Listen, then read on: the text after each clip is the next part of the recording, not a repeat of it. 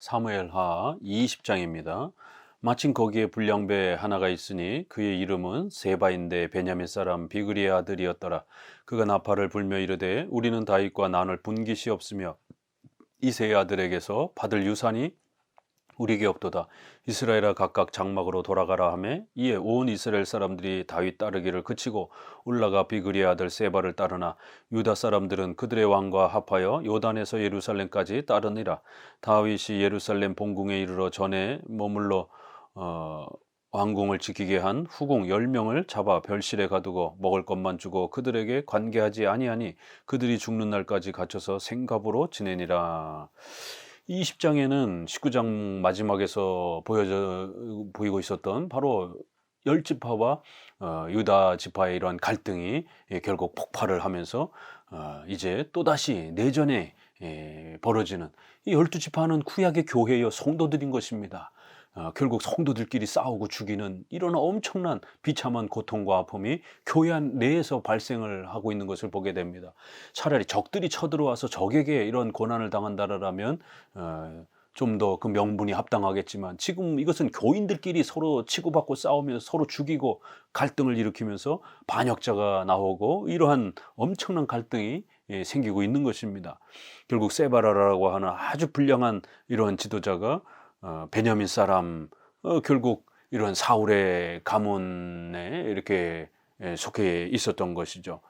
결국 사울의 그러한 그 가문 속에 남아있던 이렇게 좀 더 왕족의 이런 또 연결되어질 수 있는 이러한 위치에 있었던 사람이 다윗이 이제 압살롬의 그러한 그 전쟁은 승리를 이끌었지만 바로 열 지파가 이렇게 엄청난 불만을 토로하고 다윗 왕이 이렇게 유다 지파만 너무 감싸고 돌고 이런 거를 정치적인 이러한 또 불편함을 일궈냈기 때문에 열 지파를 선동하면서 결국 우리가 다윗을 섬길 필요가 뭐가 있느냐. 다윗은 계속 유다 지파만 감싸고 돌고 이렇게 열 지파인 더 많은 열 지파는 무시하고 외면하고 제대로 돌보지도 않고 이런다. 만약 사울의 이 자손이 다시 한번 왕이 된다라면 이 열 지파를 다윗보다도 훨씬 더 보호하고 잘 지켜줄 것이다. 이러면서 이제 다윗 왕권을 대적하도록 이 열 지파를 선동시켰고 결국 마음이 서운했던 이 열 지파는 세바의 이러한 선동을 이런 말을 들으니까 결국 설득이 된 것입니다. 왜냐하면 다윗 왕이 앞서 보인 것처럼 그렇게 유다 가문만 편애하면서 나머지 열 지파에 대해서 상당히 등한시 여겼기 때문에 결국 열 지파는 세바의 이러한 말을 따르면서 결국 또다시 내전의 위기에 처하면서 다윗 왕국은 또다시 붕괴되어질 수 있는 이러한 심각한 두 번째 결국 남북 간의 전쟁이 벌어지는 어마어마한 위험이 또 찾아온 것입니다.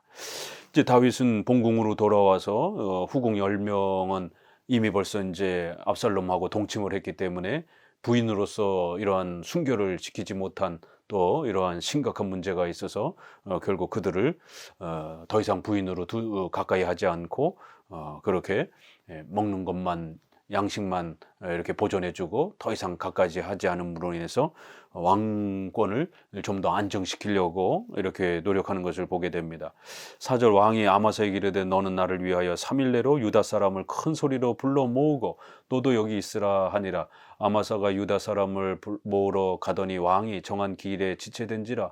다윗이 이에 아비새에게 이르되 이제 비그리의 아들 세바가 압살롬보다 우리를 더 헤아리니 너는 내 주의 부하들을 데리고 그의 뒤를 쫓아가라. 그가 견고한 성읍에 들어가 우리를 피할까 염려하노라 하며 요압을 따르는 자들과 그렛 사람들과 블렛 사람들과 모든 용사들이 아비새를 따라 비그리의 아들 세바를 뒤쫓으려고 예루살렘에서 나와 기브온 큰 바위 곁에 이름에 아마사가 맞으러 오니 그때 요압이 군복을 입고 띠를 띠고 칼집에 꽂은 칼을 허리에 맸는데 그가 나아갈 때 칼이 빠져 떨어졌더라. 요압이 아마사에게 이르되 내 형은 평안하냐 하며 오른손으로 아마사의 수염을 잡고 그와 입을 맞추려는 체하매 아마사가 요압의 손에 있는 칼은 주의하지 아니한지라. 요압이 칼로 그의 배를 찌르니 그의 창자가 땅에 쏟아지니 그를 다시 치지 아니하여도 죽으니라. 다윗은 결정적인 또 실수를 또 하게 됩니다. 아 이제 바로 아마사에게 총 군대의 지휘권을 이렇게 주었기 때문에 요압과 아마사는 계속 갈등 관계가 지속될 수밖에 없었던 이런 상황이 있습니다. 그런데 이제 또 세바를 잡고 또 세바와 전쟁을 치르는 이 중요한 전쟁에 요압을 앞세우지 않고 결국 아마사를 군대 총사령관으로 보내서 먼저 이렇게 보내면서 빨리 유다 지파 사람들을 모아서 세바를 잡으러 가라라고 이렇게 군대를 파송하는 것을 보게 됩니다. 이게 참 요압 입장에서는 얼마나 화가 나겠습니까? 결국 압살롬과 목숨을 걸고 이렇게 전쟁을 통해 가지고 승리를 한 군대의 총사령관인데 결국 전쟁이 끝나자마자 적의 장수였던 아마사가 오히려 군대의 총사령관이 되고 요압은 그의 명령을 받아야 되는 이런 참으로 부당한 잘못된 이런 왕의 처사 때문에 행동 때문에 요압은 결국 점점 마음이 상해갔고 결국 이러한 실수 때문에 다윗과 요압의 친밀한 관계는 점점 금이 가기 시작하는 안타까운 모습을 보게 됩니다. 결국 이제 다윗 입장에서는 이제 요압이 자신을 도와주는 훌륭한 장수였지만 또 때로는 요압은 굉장히 거친 사람입니다. 그래서 이렇게 화도 잘 내고 또 직언도 잘하고 또 그러면서도 또 왕의 마음을 누구보다도 잘 알기 때문에 압살롬과 다윗을 이렇게 화해시키려고 또 가장 많이 또 노력한 인물이기도 하고요. 이렇게 사람마다 장단점은 다 있는 것입니다.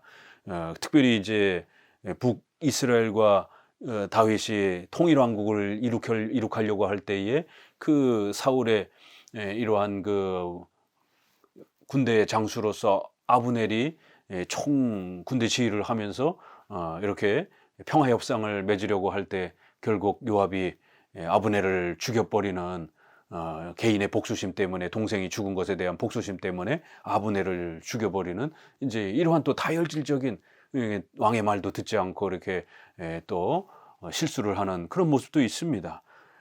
결국 그럼에도 불구하고 어찌됐든 요압은 가장 충성스러운 부하였고 가장 뛰어난 또 군대 총사령관으로서 다윗이 위기 때마다 그를 도와줬고 목숨을 바쳐서 다윗을 보호하려고 수많은 또 이 전쟁을 치러왔던 것입니다.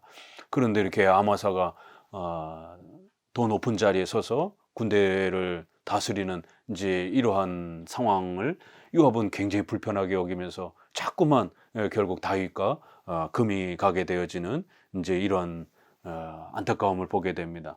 결국 이제 아마사를 죽이는 이제 이러한 또 잘못을 범하고 어찌됐든 다윗 왕이 세운 군대 총사령관인데 개인의 그런 욕심과 또 개인의 그런 욕망 때문에 결국 자기가 총사령관을 하고 싶어서 아마사를 죽이는 이러한 또 잘못을 범합니다.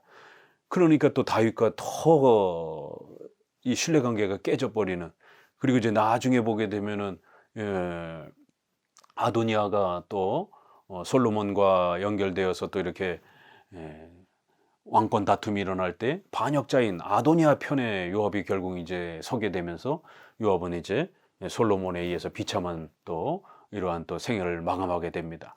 이렇게 훌륭한 요압 장군이었지만 이렇게 아브넬을 죽이고 아마사를 죽이고 또 반역자인 아도니아의 편에 또 이렇게 서는 큰 실수들을 또 많이 하면서 인생의 후반부에는 비참한 또 이러한 열매를 얻는 것을 보게 됩니다. 결국 이러한 것들도 요압의 그런 거칠고 또 이렇게 무례하고 또 이런 성품도 있지만 거기에는 또 다윗이 요압을 잘 또 이렇게 보다듬고 또 왕으로서 요압을 잘 부하를 이렇게 잘한 것은 잘한 거로 상을 주고 잘못한 것은 잘못한 걸로 또 이렇게 꾸중을 하면서 공정하게 이렇게 부하를 또 이렇게 다루었어야 하는데 결국 다윗도 자기 아들에 대한 애착 때문에 결국에는 지나치게 거기에 함몰이 되어서 훌륭한 군대 장수였던 요압을 무시하고 외면하고 깔보는 이제 이러한 또 다윗의 왕으로서의 실수 때문에 결국 이 둘 사이에는 금이 가게 되고 가장 훌륭한 군대 사령관이 다윗에게 계속해서 불편함을 갖게 되고 신뢰관계가 깨지게 되면 다윗 왕권이 붕괴가 될 수 있는 이런 또 위기가 찾아오는 것이죠. 군대가 튼튼해야 다윗을 보호할 수가 있는데 군대의 이러한 장수들이 자꾸 다윗과 갈등을 일으키고 다윗과 자꾸 이렇게 결국 분쟁 속에 있게 되고 신뢰관계가 서로 손상이 되게 되면 다윗 왕국은 정말로 심각한 위기에 빠질 수밖에 없는 것입니다. 이제 이런 면에서도 결국 다윗의 실수가 또 증가가 된 겁니다. 아마사를 보냈는데 소식이 없자 이번엔 또 6절에 아비새를 두 번째 또 이제 군대 지휘관으로 최고 또 지휘관으로 삼아서 군대를 데리고 결국 세바를 뒤쫓아가도록 2차적인 또 이러한 명령을 합니다. 아니 두 번째는 요압이라도 세워줘야 될 거 아니겠습니까? 첫 번째야 아마사를 세웠다 할지라도 그러면 두 번째는 요압을 보내서 요압은 역전의 용사여 압살롬의 이런 또 1차 반란도 다 진압한 그런 출중한 훌륭한 장수인데 결국 요압보다도 아비새를 또 이렇게 앞세워서 군대를 편성을 하니까 요압 입장에서는 얼마나 억울하고 또 얼마나 또 서운하고 얼마나 또 이렇게 또 왕에게 불평이 쌓아갔겠습니까? 그래서 이제 결국 그러한 이 요압의 또 욕망과 또 이 서운함이 또 자극이 돼서 결국 아마사를 죽이게 되는 이러한 엄청난 또 고통이 비참함들이 군인들 안에 서로 죽이고 죽이는 다윗의 부하들이 서로 죽이고 죽는 이러한 위험함들이 발생이 된 겁니다.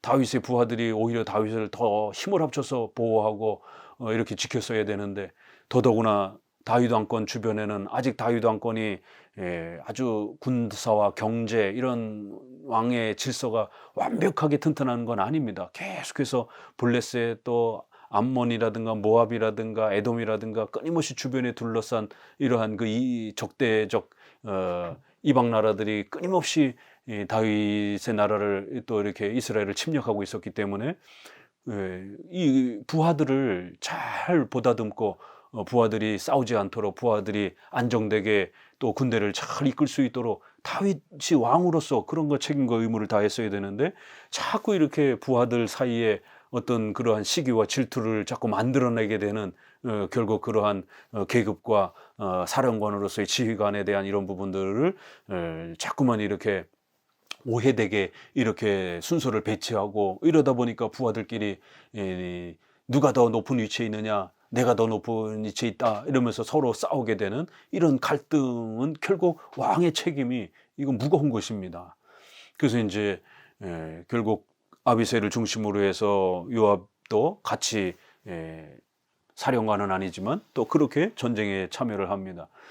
그럴 때 이제 아마사가 아직 세바를 잡지 못하고 있는 상황에서 후속 군대가 오니까 이제 서로 인사를 하려고 나오는데 요압이 얼마나 이 아마사를 죽이고 싶었으면 띠를 띠고 칼집에 꽂은 칼을 허리에 맸는데 이렇게 나아갈 때 칼이 뚝 떨어지는 것입니다. 그럼 1차적으로 칼집을 매는 데 있어서 신속하게 칼을 빼를 수 있도록 또 칼집을 좀 더 이렇게 앞쪽으로 배치를 하는 빼기 편한 위치로 이렇게 고치는 그런 모습입니다. 또 더 나아가서는 칼집에서 칼이 빠지도록 느슨하게 이렇게 띠를 조정을 하는 왜냐하면 이제 칼이 뚝 떨어지니까 칼을 짚는 채 하면서 그 칼로 이제 아마사를 죽였기 때문에 그런 것입니다. 처음부터 칼을 빼들고 이렇게 다가왔다라면 아마사가 나를 죽이려고 하는가라고 방어를 할 텐데 칼이 이렇게 땅바닥에 떨어져 있으니까 뭐 칼을 줍나 보다 이렇게 안심을 하고 서로 이렇게 인사를 하는 과정에 결국 칼을 이렇게 땅에 떨어졌으니까 칼을 집은 거지 칼집에서 칼을 처음부터 빼들었다라면 죽일 의사가 분명히 있는 것처럼 보인 겁니다. 이렇게 아주 절묘하게 요압은 군대 총사령관이었고 군대에서 오랜 세월을 있었던 사람이기 때문에 적이 방심하는 이런 것들을 잘 알잖아요. 그러니까 아마사가 방심하도록 마음을 놓도록 일부러 이렇게 칼을 떨어뜨리는 것처럼 칼이 떨어지도록 슬쩍 느슨하게 띠를 이렇게 메어 놓고는 칼이 떨어진 거를 줍는 신용을 해서 칼을 이렇게 손에 쥐게 되는 그런 상황을 만든 겁니다. 그리고는 인사하는 과정 속에 결국 그 칼로 요압이 아마사를 찔러 죽이는 이러한 결국 참혹한 일이 군인들 사이에 권력 다툼 때문에 결국 다윗의 군대가 위험에 빠지게 되는 이런 엄청난 위기를 맞는 겁니다. 요압과 그의 동생 아비새가 비그리의 아들 세바를 뒤쫓았어요. 요압의 청년 중 하나가 아마사 곁에 서서 이르되 요압을 좋아하는 자가 누구이며 요압을 따라 다윗을 위하는 자가 누구냐 하니 아마사가 길 가운데 피 속에 놓여 있는지라. 그 청년이 모든 백성이 서 있는 것을 보고 아마사를 큰 길에서부터 밭으로 옮겼으나 거기에 이르는 자도 다 멈춰 서는 것을 보고 옷을 그 위에 덮으니라. 아마사를 큰 길에서 옮겨가며 사람들이 다 요압을 따라 비그리의 아들 세바를 뒤쫓아가니라. 결국 이제 후속적인 설명에 있어서도 요압의 그러한 부하 중에 한 사람이 이제 이 군대가 자칫 잘못하면 군인들끼리 내전을 벌일 수 있는 이런 상황이 벌어졌지 않습니까? 아마사를 따르는 군대가 있고 이제 아비새와 요압을 중심으로 한 기존의 권력을 갖고 있었던 군대가 있지 않습니까? 그런데 아마사가 총지휘관이 죽었습니다. 그러면은 아마사 편에 있었던 이러한 군인들이 결국 요압과 아비새를 적으로 여길 수 있는 이러한 지금 심각한 다윗의 군대가 전멸할 수 있는 내전이 벌어져서 전멸할 수 있는 이런 이제 위기가 처해진 것입니다. 가뜩이나 지금 세바도 이스라엘 10지파와 유다 지파가 싸우고 있는데 유다 지파의 부하들끼리 또 내전이 또 벌어지는 이런 엄청난 위기가 도래한 겁니다. 이건 분명히 다윗이 왕으로서의 책임과 의무를 제대로 다하지 못했기 때문에 발생이 된 겁니다. 그러니까 이제 요압의 부하 중 하나가 신속하게 빨리 이렇게 서서 아마사 부하들을 향해서 너희가 요압 편에 설 것이냐 아마사 편에서 있을 것이냐 빨리 결정해라. 이렇게 결국 설득을 한 것입니다. 요압을 좋아하는 자가 누구냐? 요압을 따라 다윗을 위하여 이렇게 함께 군대로 힘을 합쳐라 라고 요압 편에 서라라고 강력하게 설득을 하니까 결국 이 아마사 쪽에 있었던 많은 군인들이 요압 쪽으로 이제 마음을 기울이게 됩니다. 이게 얼마나 어려웠는지 아마사 군대 이 사령관이 그렇게 피를 흘리면서 땅바닥에 쓰러져 있으니까 아마사 부하들이 그를 이루 지나치면서 결국 불편한 마음이 있는 겁니다. 왜냐면 자기의 군사령관이 죽었기 때문에. 그러니까 이제 부하들이 다 그걸로 지나갈 때마다 자꾸 쳐다보면서 마음이 흔들리고 요압에 대해서 적대감을 혹시라도 이렇게 가질 수 있는 이러한 위기 상황이 벌어지니까 이 요압의 부하가 시체를 치우고 또 그 시체를 이제 이렇게 또 옷으로 덮어가지고 아마사의 부하들이 거기에 아마사에게 더 이상 마음을 쓰지 못하도록 또 아마사에게 또 마음을 빼앗기지 못하도록 신속히 조치를 취하면서 군대의 이러한 또 마음 심리를 안정시키는 것을 보게 됩니다. 자칫 잘못했으면은 정말 아마사 군대와 요압 군대가 서로를 죽이는 이러한 심각한 또 내전을 치를 뻔했던 그런 위기를 겪은 것입니다. 14절 세바가 이스라엘 모든 지파 가운데 두루 다녀서 아벨과 벳마아가 벨림 온 땅에 이르니 그 무리도 다 모여 그를 따르더라. 이에 그들이 벳마아가 아벨로 가서 세바를 애우고 그 성읍을 향한 지역 언덕 위에 토성을 쌓고 요압과 함께한 모든 백성이 성벽을 쳐서 헐고자 하더니 그 성읍에서 지혜로운 여인 한 사람이 외쳐 이르되 들을지어다 청하건대 너희는 요압에게 이르기를 이리로 가까이 오라 내가 내게 말하려 하노라 한다 하라. 요압이 그 여인에게 가까이 가니 여인이 이르되 당신이 요압이니까 하니 대답하되 그러하다 하니라. 여인이 그에게 이르되 여종의 말을 들으소서 하니 대답하되 내가 들으리라 하니라. 여인이 말하여 이르되 옛 사람들이 흔히 말하기를 아벨에 가서 물을 것이라 하고 그 일을 끝내었나이다. 나는 이스라엘에 화평하고 충성된 자 중 하나이거늘 당신이 이스라엘 가운데 어머니 같은 성을 멸하고자 하시는도다. 어찌하여 당신이 여호와의 기업을 삼키고자 하시나이까.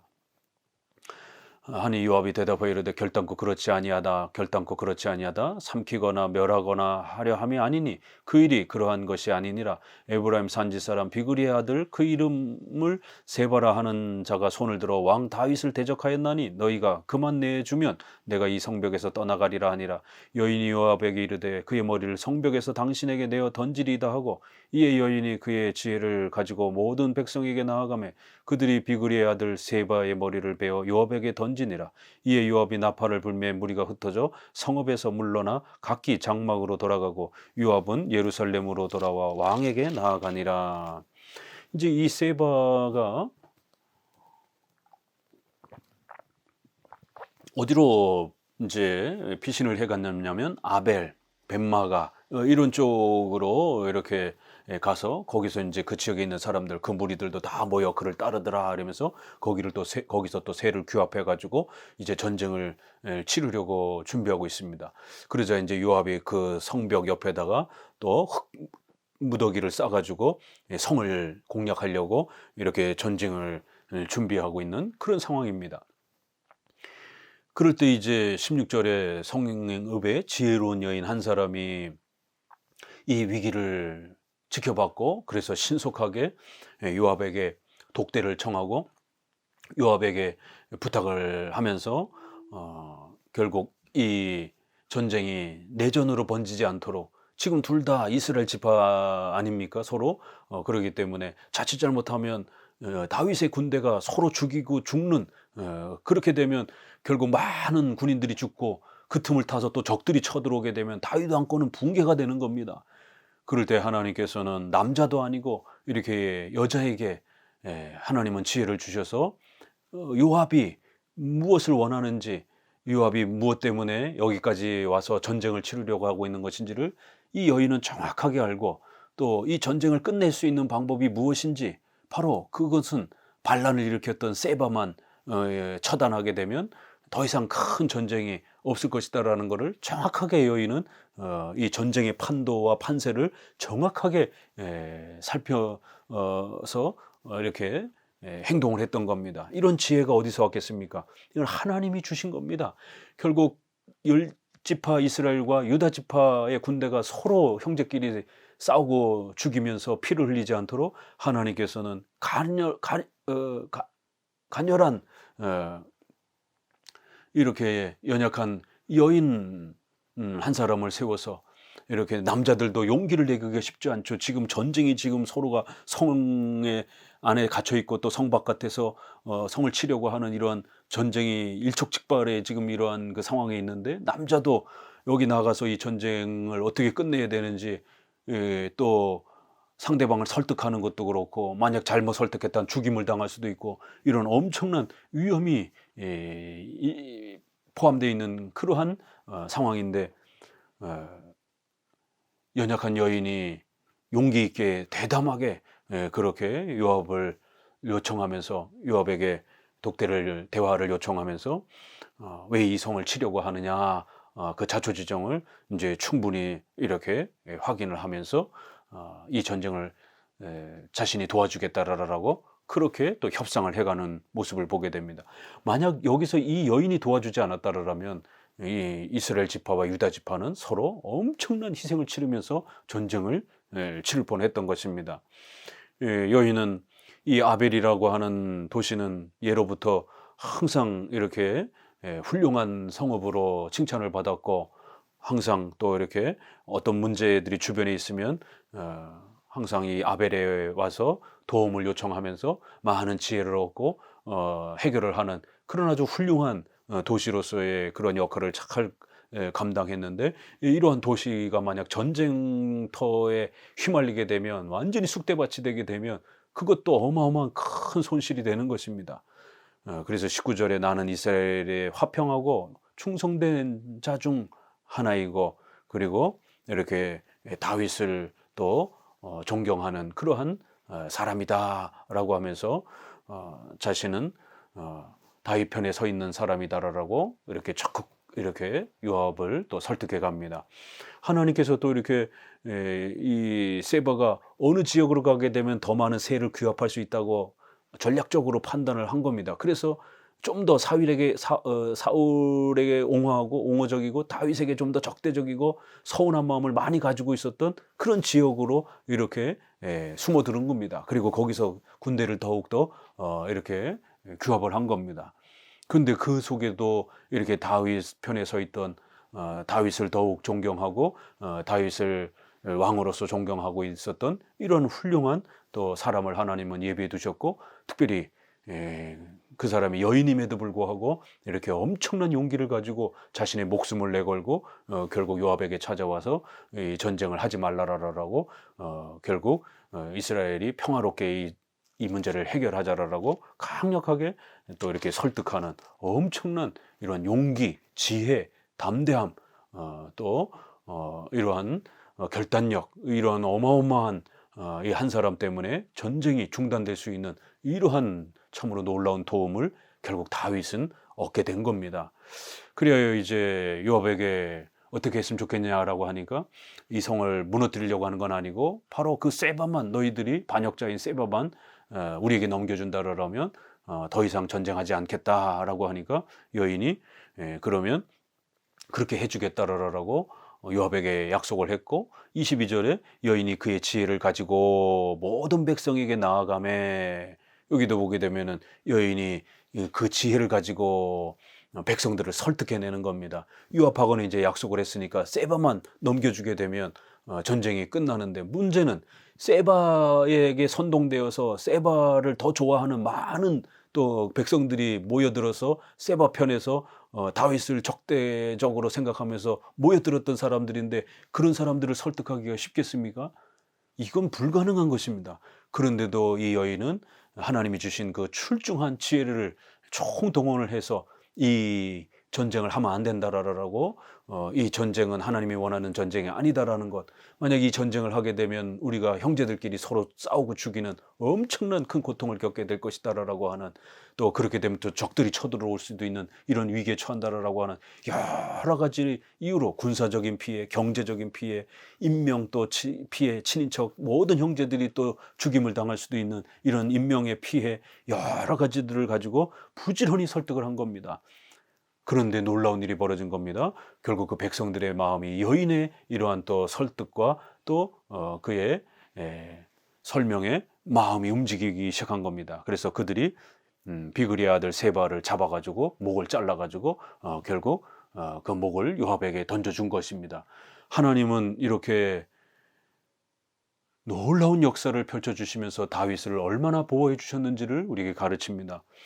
적으로 서 있었던 세바와 그 많은 백성들이 순식간에 마음이 뒤바뀌고, 또 거기에 훌륭한 다윗을 사랑하는 훌륭한 지혜로운 여인이 또 이렇게 준비되어 있어서 이 전쟁을 막도록, 그래서 피 한 방울 흘리지 않고 이렇게 12지파가 평화롭게 이제 전쟁을 중단하면서 다윗 왕권을 더욱더 강력하게 구축할 수 있는 그러한 열매를 얻게 된 겁니다. 이 모든 것이 하나님의 역사인 겁니다. 사람의 마음 하나하나를 움직이시는 것도, 또 거기에 훌륭한 지도자와 리더를 세우시는 것도, 그래야 또 하나님께서 그 역사를 하나님이 원하시는 대로 이끌어 가시는 이 모든 섭리에 위대한 역사가 있는 겁니다.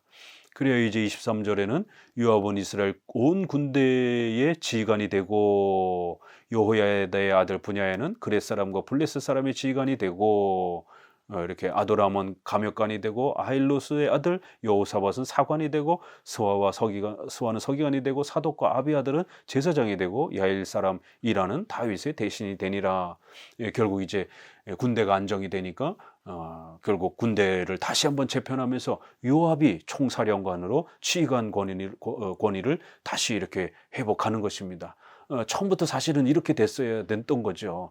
그런데 요압과 다윗의 갈등 때문에 결국 끊임없는 어려움이 발생이 됐던 겁니다.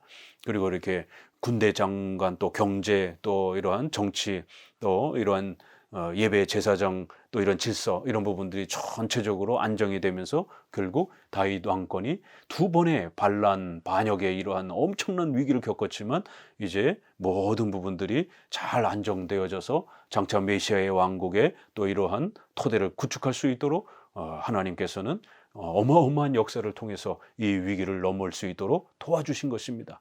이렇게 오늘날도 하나님은 그 시대마다 교회가 엄청난 위기와 또 핍박의 이러한 고난 앞에 늘 서기도 하지만 하나님은 적들의 마음을 순식간에 바꾸기도 하시고 또 악한 지도자들을 제거하기도 하시고 또 훌륭한 또 리더를 세워서 또 그 교회를 이끌어갈 수 있도록 또 도와주시기도 하는 다양한 방식으로 하나님의 교회를 보호하시는 것입니다. 감사합니다.